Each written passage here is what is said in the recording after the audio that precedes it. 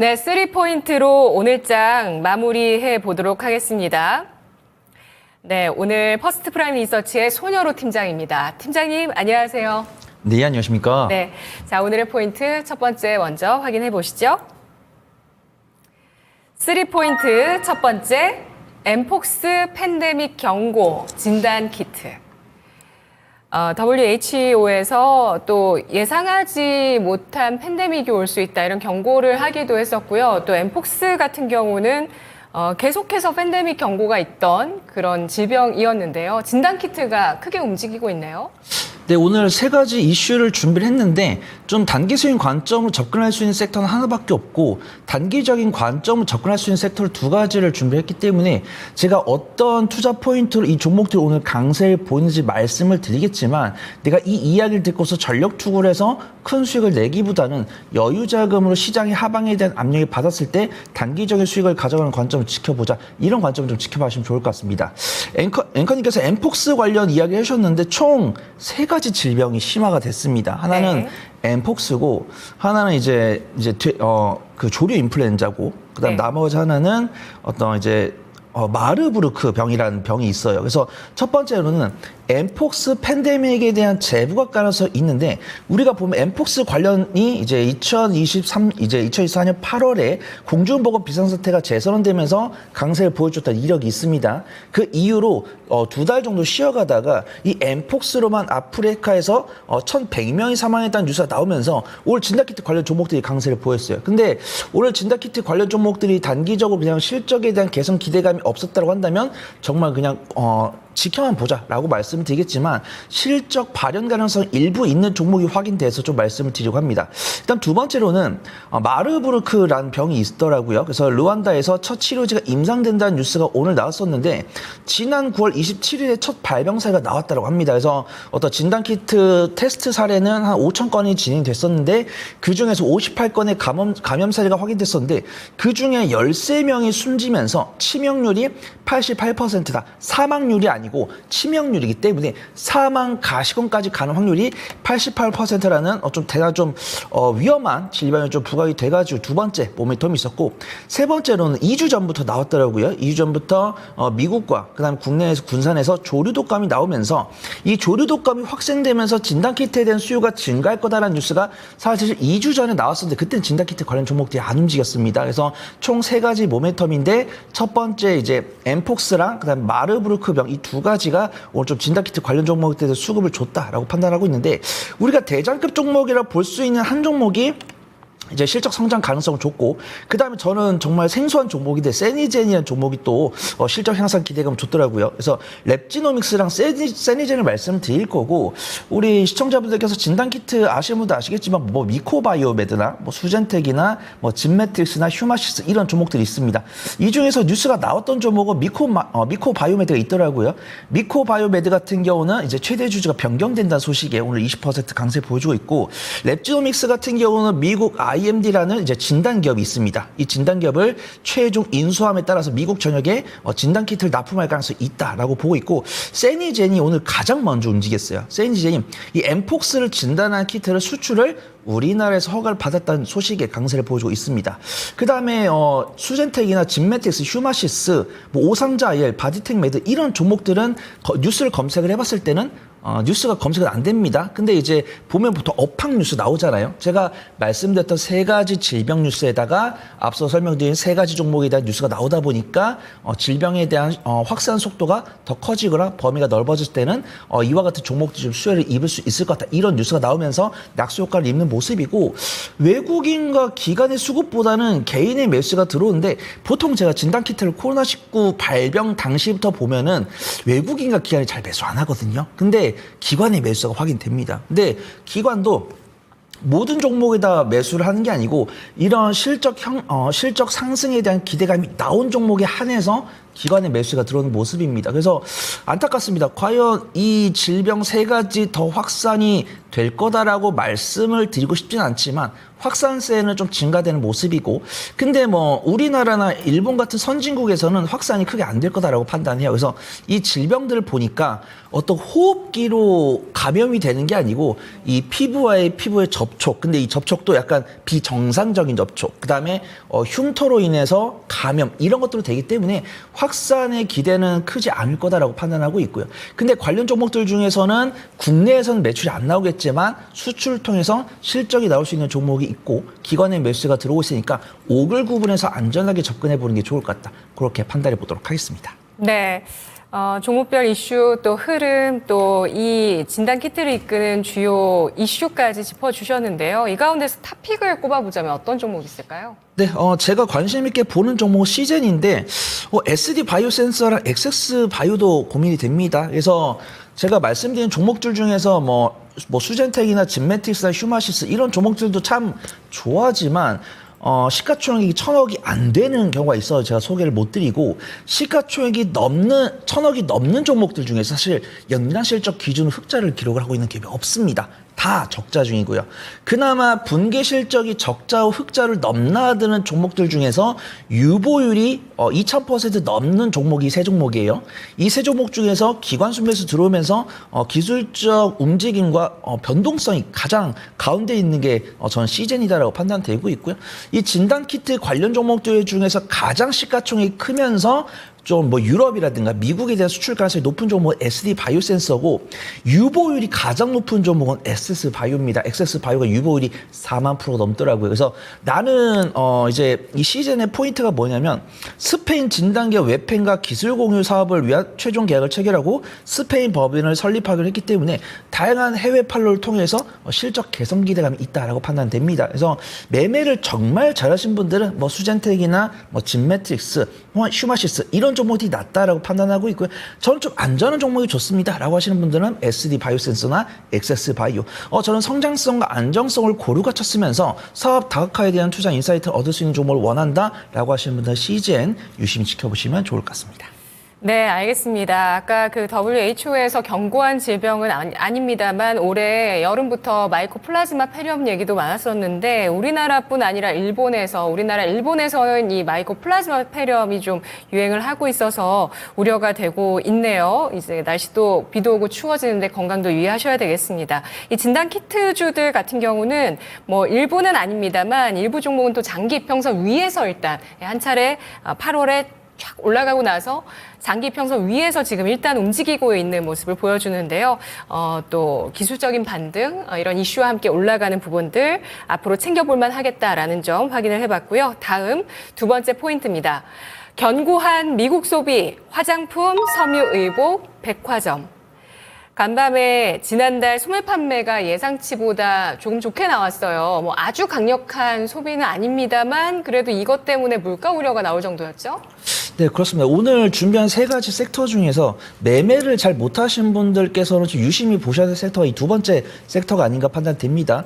우리 앵커님께서 말씀해 주신 것처럼 소매 판매 경제 지표가 나왔었는데 뭐 큰 격차로 상회한 것은 아니지만 근소하게 상회를 하면서 미국의 경제가 좀 살아있다 이런 부분들이 있었고요. 그다음에 우리가 경제 지표도 보지만 고용 지표도 보잖아요. 그래서 실업급여 청구 건수도 전주 대비해서는 소폭 급여 청구 건수가 줄어들면서 미국의 고용도 좀 탄탄한 것이 아닌가 그렇게 판단됩니다. 그래서 경제 지표도 어떤 물가 상승에 대한 압박을 줄 정도로 인지가 되고 있지만 일단은 미국의 경제가 탄탄하다 이런 좀 인식을 줄 수 있고 그다음에 고용 지표 같은 경우도 지금 제가 주간 실업급여 청구 건수를 말씀드렸지만 우리가 월 단위로 본다면 사실 졸트 보고서가 있거든요. 그다음에 이제 ISM에서 발표하는 뭐 제조업 지수라든가 뭐 비제조업 지수 이런 지수도 있을 때는 견조하게 나오면서 미국 경제가 그렇게 우려할 상은 아니다 그렇게 판단을 하고 있고요.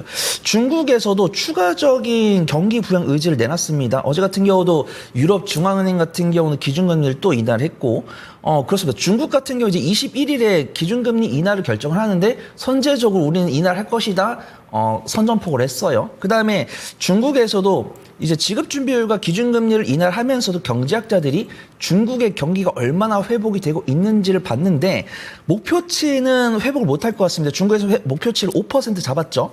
근데 중국의 3분기 성장률이 4.6%가 나오면서 5% 목표치를 달성하지 못했기 때문에 추가적인 경기 부양이 나와야 된다라고 보고 있습니다. 그래서 지급 준비를 통해서 1조 위안 하나로 189조 원을 유동성을 공급한 이력이 있는데 애널리스트 분들과 류상식 원장에 따르면 경제 회복을 위해서 10조 위안 약 1916조 원 이상의 부양책이 필요하다 이런 부분들이 있습니다. 그러면서 중국 경기가 회복됐으면 좋겠어요. 중국 경기가 회복됐을 때는 뭐 우리나라와의 관계라든가 이런 것도 나아질 텐데 근데 경기 부양이 안 되더라도 이런 지급 준비 인하를 통해서 유동성만 공급을 해줘도 국내 기업들에 대한 매출액 이런 것들 증가할 수 있다라고 봅니다. 그래서 오늘 보면은 화장품이랑 의복섬이랑 백화점을 말씀드릴 건데 화장품은 보통 화장품 섹터가 있죠. 근데 이제 의복섬이랑 백화점 섹터는 보통 묶여 있는데 화장품 섹터 같은 경우는 양봉을 유지를 해주고 있고 백화점 같은 경우는 이제 윗꼬리가 살짝 달려있지만 약간 강보합권 움직이고 있어요. 의복섬유 같은 경우는 음봉을 기록을 해주고 있지만 그나마 저평가 매율동 상당히 높은 섹터다 이렇게 보고 있습니다. 그래서 오늘 보니까 이마트가 리포트가 나온 것 같아요. 그래서 저는 이마트가 리포트 나오면서 긍정적으로 보고 있지만 이마트의 분기 실적을 보니까 너무 들쭉날쭉하더라고요. 1분기랑 이제 작년 4분기랑 올해 2분기는 적자가 나왔는데 올해 1분기 흑자 나왔고 3분기에도 흑자 나온다고 하는데 우리가 보통 이마트나 이런 종목들 보통 경기 방어주다 이렇게 평가를 하고 있는데 경기 방어주 치고는 실적이 굉장히 등락이 강하다 이렇게 보고 있고 전 차라리 신세계랑 대구백화점 이런 종목들이 낫다 판단됩니다. 대구백화점이랑 신세계를 보면 업종퍼가 한 10일 정도 되는데 해당 종목들의 10일의 선행퍼는 약 4에서 5 정도 되거든요. 근데 이제 워낙 저평가 매를 또 갖고 있는데 저는 이 종목들을 사가지고 연말까지 가져가겠습니다. 라고 하신 분들께는 백화점 괜찮다라고 말씀드리는데 저는 매수해가지고 한 2주나 한 달 안에 수익을 보고 싶어요. 이러신 분들은 화장품이 낫다라고 판단됩니다. 그 다음에 백화점은 제가 유심히 보고 있는 게 보통 백화점 관련 종목들이 4분기 실적이 잘 나오잖아요. 그래서 그 이유는 이제 한파가 갑자기 찾아오면서 외투 판매 실적이 증가했을 때는 백화점 관련 종목들 실적이 잘 나와서 근데 지금 안타깝게도 뭐 기후 관련 이야기 나오면서 우리나라 또한 사계절 참 명확했었는데 이제 연간 온도차도 심해지고 그래서 여름에 굉장히 더웠기 때문에 겨울에 굉장히 추울 수도 있다는 뷰가 있습니다. 그래서 백화점을 유심히 보다가 올해 한파가 상당할 것 같다. 이런 뉴스가 나왔을 때는 백화점을 보시는 게 맞고 그 이전까지 좀 화장품을 보는 게 맞다라고 판단되고 있고요.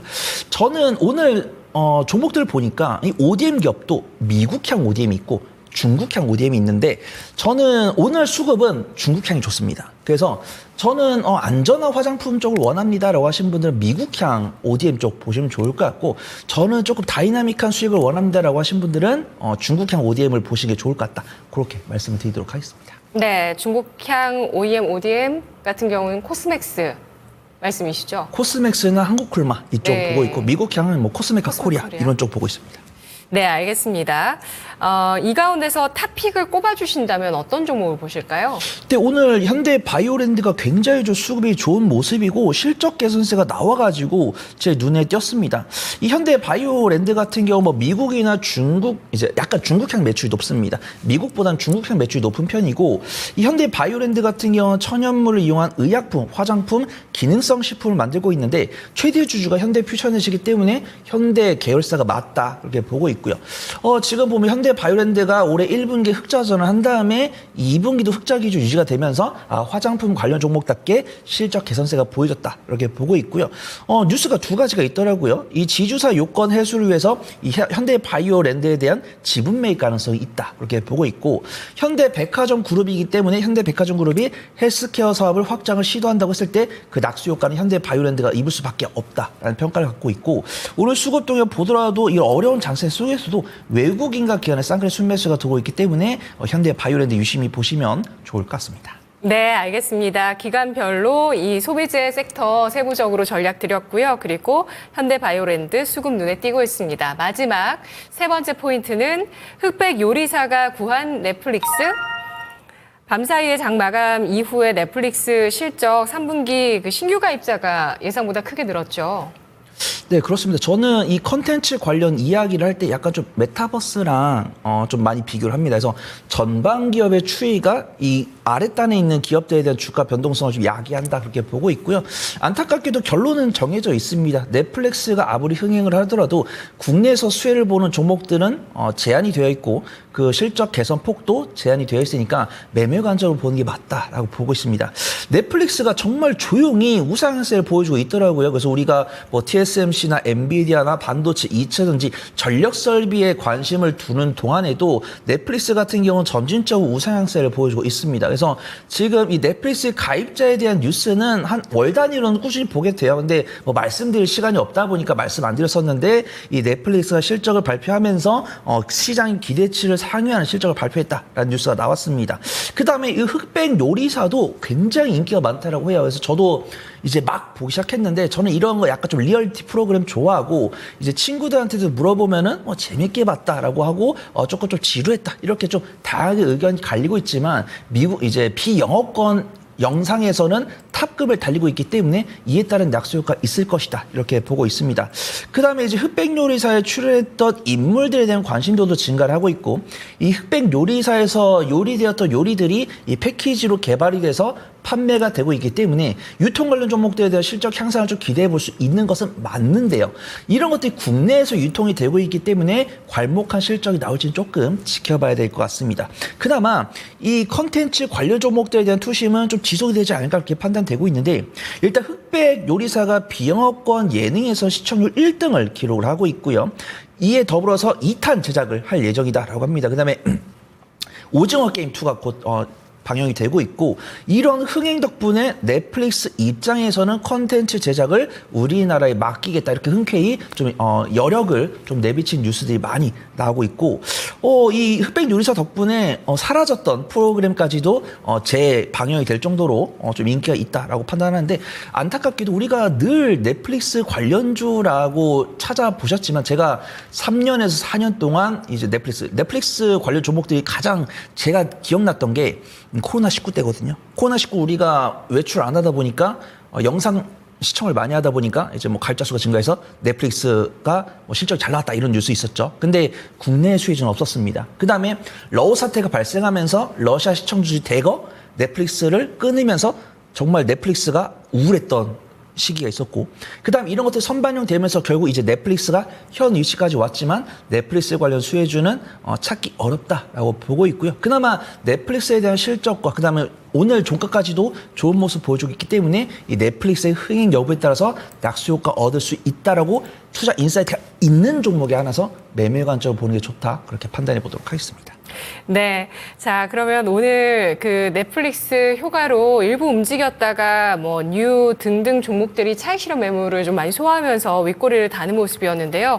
관련해서 관심주로 꼽아보신다면 어떤 종목을 주실까요? 그렇습니다. 덱스터랑 뉴랑 뭐 이제 컨텐츠 중앙이나 이런 종목들을 참 말씀을 드리고 싶은데 3년에서 4년 넘게 계속 관련주로 부각이 되면서 단기적인 변동성을 보여줬지만 실적 반영을 확인할 수가 없어서 제가 소개를 드릴 수가 없습니다.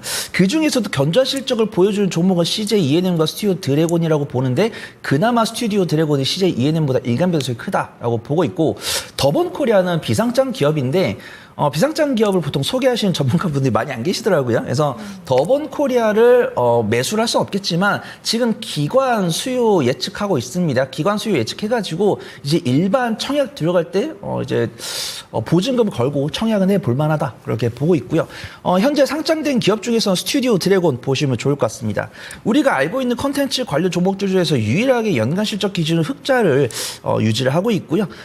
도깨비나 미스터 선샤인이 대표작이죠. 그 다음에 전 최근에 가장 재밌게 봤던 드라마가 눈물의 여왕이랑 내 남편과 결혼해줘인데 이게 참 아쉽습니다. 나는 재밌게 봤는데 내가 재밌게 봤다고 해서 해외에 꼭 유통이 되는 건 아닙니다. 그래서 눈물의 여왕이랑 내 남편과 결혼해줘 같은 경우는 시청자들 평이 굉장히 좋았었는데 아직 해외 유통이 안 됐다고 합니다. 그래서 현재까지는 이 눈물의 여왕과 내 남편과 결혼해줘 만들었던 제작비가 이 스튜디오 드래곤의 수익성에 좀 영향을 주겠지만 이런 부분들이 충분히 좀 선반영이 되고 올해 하반기나 내년 상반기에는 글로벌 영상으로 유통이 됐을 때는 실적 향상 기대감이 있다라고 보고 있고요. 내년에 올해 하반기부터 내년 상반기까지 약 3편에서 4편가량 흥행작들을 이제 글로벌 방영 시점을 잡고 있고 이런 방영 시점에 따라서 주가 반등 모멘텀을 삼을 수 있다. 이런 뷰가 있습니다. 일단 스튜디오 드래곤 같은 경우는 오늘 기관수 매수 이어지고 있고 사실 방송 대본할 때 양봉이었는데 보니까 음봉 전환 됐더라고요. 그래서 스튜디오 드래곤 같은 경우는 정말 관심 있으신 분들은 좀 종가 매수해 보셔도 좋다라고 판단되고 있고 컨텐츠 관련 종목들의 이제 오늘 밤 추가 상승 나왔을 때는 다음 주 월요일에 개별적인 매매 관점으로 지켜보셔도 좋을 것 같다. 그렇게 말씀드리도록 하겠습니다. 네, 일단은 넷플릭스 흑백 요리사의 흥행 이어서 오징어 게임 2 이 시즌으로 인해서 하반기까지 해서 좀 긍정적인 전망들이 이어지고 있습니다. 하지만 관련한 종목 가운데서는 스튜디오 드래곤 탑픽으로 꼽아주시면서 이 종목에 대한 매매 대응 전략으로 단기적인 관점에서 국한하자라고 의견을 주셨네요. 3포인트 분석 들어봤습니다. 고맙습니다. 감사합니다.